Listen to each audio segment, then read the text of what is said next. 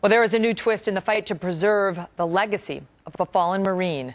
For the second time, the Pentagon has now said no to the Medal of Honor for a Marine sergeant who fell on a grenade in Iraq and saved lives in the process. But there are questions about exactly what went down that day. Up next, we will speak with the congressman who has been fighting for so long to win that honor for this hero and hear about the evidence he says proves that Pentagon brass is making a mistake. This man's family refuses to accept the Navy Cross. They believe their son deserves the Medal of Honor. And you'll hear why next. Well, there is growing debate now over our nation's highest military honor after a fallen Marine is posthumously denied the Medal of Honor for the second time after falling on a live grenade in Iraq. An act that cost him his life, but likely saved several fellow Marines. Sergeant Rafael Peralta was in Fallujah back in 2004 when an insurgent apparently rolled a live grenade in his direction. Now, Peralta is said to have fallen on the grenade, and while he likely saved several lives, he would not make the trip home alive. At the time, then Defense Secretary Robert Gates determined that Peralta was already brain dead when he fell on that grenade. And as such, he decided to award Peralta posthumously with the Navy Cross. That's one level down, instead of the military's highest award, the Medal of Honor. And while Defense Secretary Leon Panetta recently agreed with that assessment, one lawmaker and former combat Marine says he has proof that Peralta deserves the highest honor and says he will not stop fighting for him. Republican Congressman Duncan Hunter of California is a member of the House Armed Services Committee and is a former combat Marine who served this country in Iraq and Afghanistan. Sir, welcome. Hey, thank you for having me.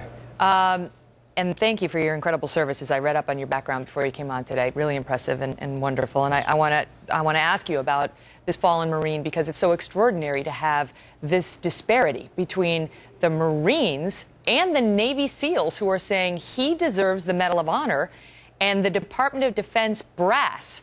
First Robert Gates and now Leon Panetta saying, no, he doesn't. What is the essence of the dispute? Well, the biggest dispute is this. They say that the witnesses who saw this, and there were 7 Marines in this room that actually saw him pull this grenade under his body, those Marines give differing testimony in this way, Megyn. 4 of them say that he pulled it under his chest with his right arm. 2 of them say he used his left arm, and 1 couldn't say which arm he used.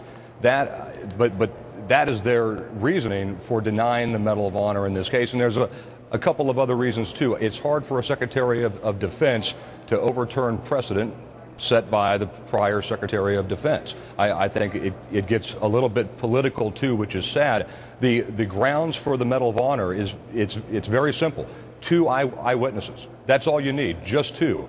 And the words of those Marines in that room and the fact that those Marines whose lives were saved by Rafael Peralta, that they're able to testify to this because they're alive now because of what he did, that's enough for me. And here's the biggest problem, too.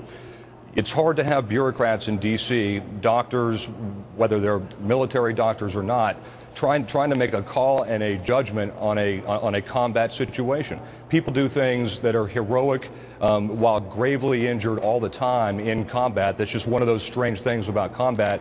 Somebody gets shot so many times, they're still able to save their friends or commit some other act of bravery. So that's the big dispute. We have new evidence. But they seem to be saying, but before we get to that, because to offer, I see what you're saying. Mr. Panetta basically had to almost had to defer to Mr. Gates' determination. But Mr. Gates, he went through a lot, and he appointed a 5-member panel led by General George Casey, the Army Chief of Staff, to review reports of the battle, because they take this very seriously, the Medal of Honor, and as they should.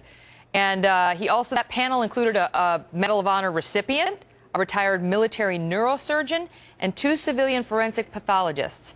And based on their unanimous conclusion that Mr. Peralta's action did not meet the standard of, quote, no margin of doubt or possibility of error in terms of deserving this medal. That's why Secretary Gates decided not to award that to him. You're absolutely right, but none of those gentlemen were in the room facing the combat that Peralta and his Marines faced. That's where you have a problem here. And let me tell you about Secretary Gates. Under the Bush administration, not a single Medal of Honor was given to a living recipient. Not a single one. You had over 246 Medals of Honor given in Vietnam. Only 10 have been given, all posthumously under the Bush administration, to living recipients now, but only 10 since 2001, since 9/11. That's kind of the broader picture here. Secretary Gates did not see one single action in Iraq or Afghanistan that warranted the Medal of Honor to a living person. That's troublesome, because I will tell you from firsthand experience, those acts of bravery and courage were being committed every single day. So under the Bush administration, again, not a single living person got the Medal of Honor, and only a few given out posthumously. And that panel that you speak of, that was unprecedented. That has never been done before for the Medal of Honor. What has always been taken, the Marines or the soldiers on the ground, the eyewitnesses that are there in that combated environment, being shot at in that crazy, loud, smoke-filled room.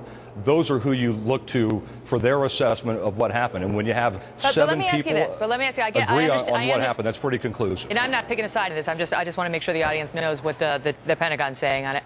But they say that the autopsy report that was conducted on the sergeant said he was already brain dead from friendly fire by the time he was killed by that grenade, and thus he couldn't have made a conscious decision to smother the grenade because he'd already been mortally wounded in the head by the rifle round. And so they say, you know, without disrespecting the sergeant in any way, they say to get that Medal of Honor, it has to be a conscious decision to, you know, to really risk your life to save others. Now, I know that there were conflicting points on that, because the eyewitnesses were saying even after he got hit, he reached over, he pulled it into his body, he tried to protect his fellow Marines. But if there's any doubt, is that the standard? If there's some doubt, then they don't award it. But they created the burden of doubt in this case, Megyn. They actually created the doubt. There was no doubt by the Marine Corps, by the Navy, or anybody else. Right, but the autopsy report can't tell you what a person does under extreme duress after being shot in a combat situation. And that's my point. That's why this panel is unprecedented, and trying to look at an autopsy report after the body is already in the actual ground. That's not what you look to in these cases. You look to the people that were in the room and saw this, because men do a lot of crazy stuff even after being shot in a combat environment for their buddies and their comrades.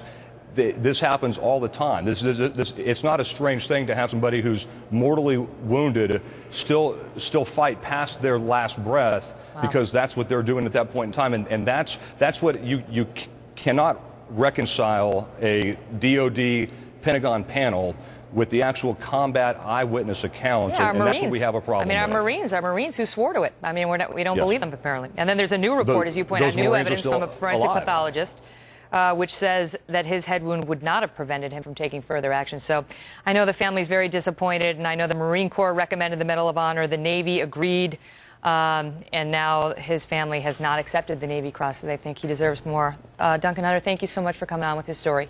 Thank you very much.